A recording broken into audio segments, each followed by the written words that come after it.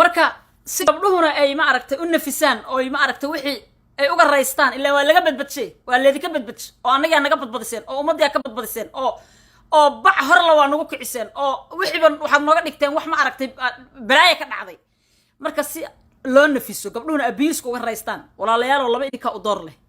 inaad waxa normal ka dhigtaan oo la iska dharaado kulligeen isqaawino oo snapchat-yada facebookada soo galno annagoo dhara profile picture kana inta soo ran saarayna